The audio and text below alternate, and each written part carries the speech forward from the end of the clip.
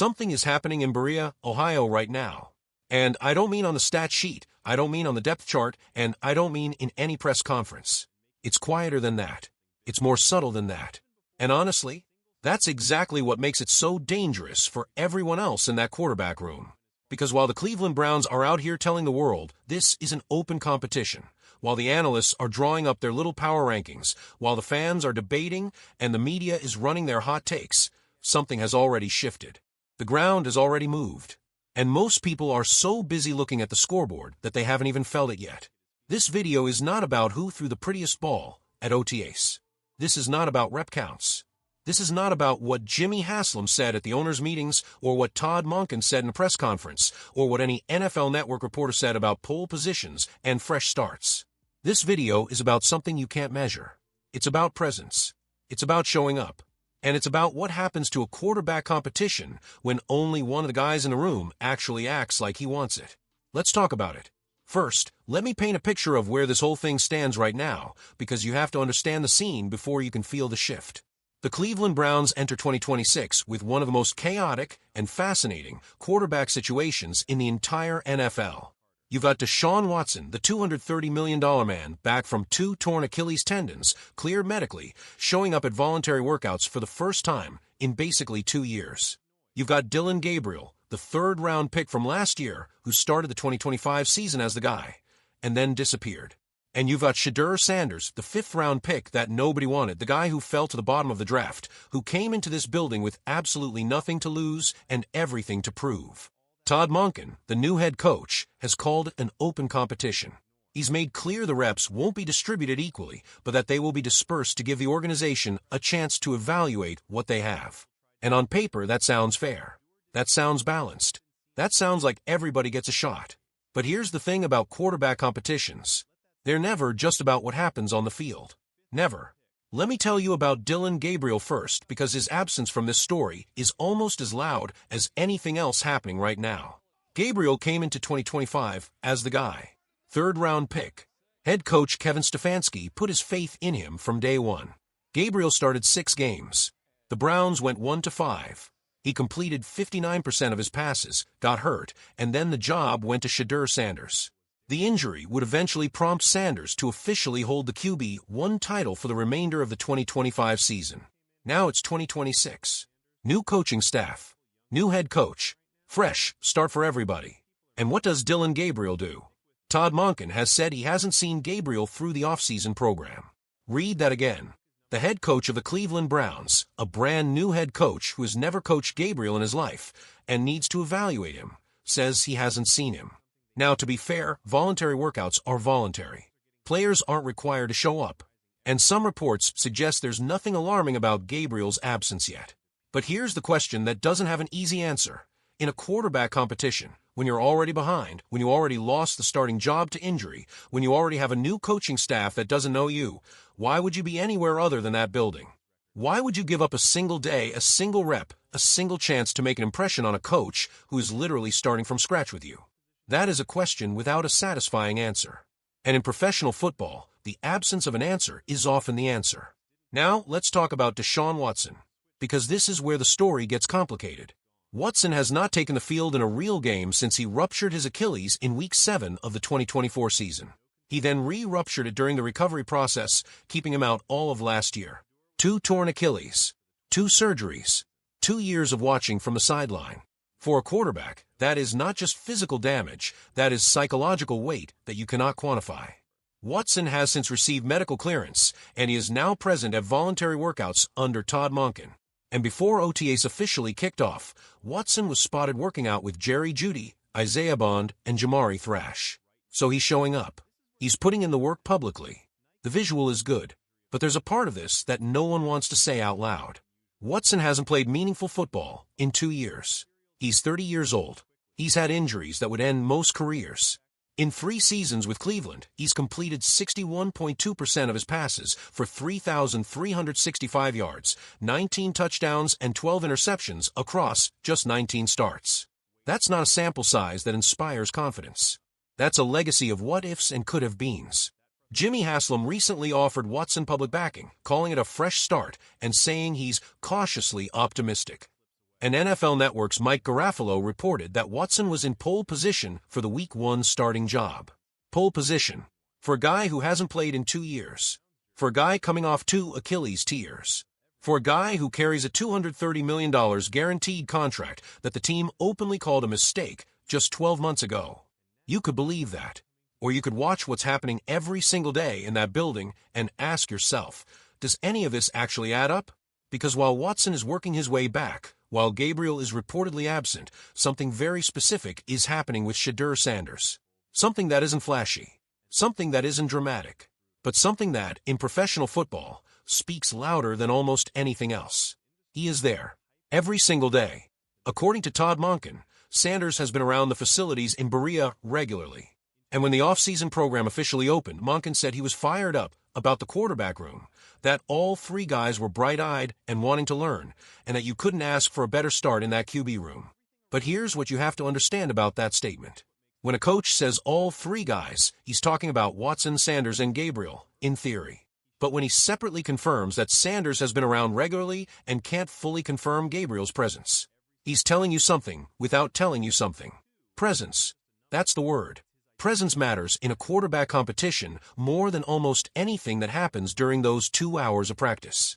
Because what happens in the other 22 hours, in the meeting room, in the weight room, in the hallways, in those quiet moments with the coaching staff, that's where the real evaluation is taking place. The coaching staff told the players clearly, we're evaluating everything they do out on the field, in the meeting room, in the weight room. We want to see how they work. A total evaluation. Not just reps, not just completion percentage. Everything. Who asks the right questions in the film room? Who stays after practice to work on footwork? Who is the first one in and the last one out? That is the competition that's happening right now. And by every account, only one of these quarterbacks is winning it. Now, some people are going to push back on this. And I get it. I understand the counter-argument. Watson has a legitimate path back. He was a 3-time Pro Bowler before he ever put on a Browns uniform. When he was healthy and fully functional, he was one of the best quarterbacks in the game. The argument for Watson is real. If he looks like that guy again, even for a moment, the competition is over before it starts. One Cleveland analyst went so far as to say that Shedeur has to go out there and just be abominable in OTAs for Deshaun Watson to win this job. That's how much the needle has already moved towards Sanders. And there are those who believe Watson's presence at voluntary workouts, the fact that he's throwing with receivers, building chemistry, relearning what it feels like to be a quarterback again, is more valuable than anything Sanders brings. They'll tell you the NFL is a veterans league. They'll tell you that rookies don't win quarterback competitions in April. They'll tell you that Watson's upside, if healthy, dwarfs anything a 5th-round pick can offer. Those people are not wrong about Watson's potential. But they might be looking at the wrong thing entirely. Because the conversation in Cleveland isn't really about whether Watson is more talented than Sanders. It's about whether Watson is reliable. It's about whether Watson is the same player he was 6 years ago. It's about whether a man who has played 19 games in 4 years, 19 games, can sustain the physical and mental demands of an entire NFL season. Watson carries a cap charge of $81.7 million in 2026, which would be the highest number in NFL history. That number alone makes every decision the Browns make about the quarterback position more complicated, more political, and more emotional than it should be. Because the money doesn't make Watson more reliable. The money doesn't heal the tendons. The money doesn't erase the missed games or the missed opportunities. The money just sits there enormous and uncomfortable, making it very hard for anyone in that building to be fully honest about what they're seeing. Here's the thing that nobody ever wants to say about football. Sometimes a quarterback competition isn't about winning. Sometimes it's about not disappearing. Dylan Gabriel didn't lose his job last year because he was bad. He lost it because he got hurt and a 5th-round pick came in and held things together well enough that the team kept rolling with the new guy. Sanders went 3-4 as a starter over the final 7 games of the 2025 season. Not spectacular, not dominant, but present, available, and increasingly comfortable. And when this new offseason began, when the slate was wiped clean and every quarterback had a fresh shot, what did Gabriel do? He wasn't there. What did Watson do? He showed up, but with asterisks the size of a $230 million contract trailing behind him. And what did Shedeur Sanders do?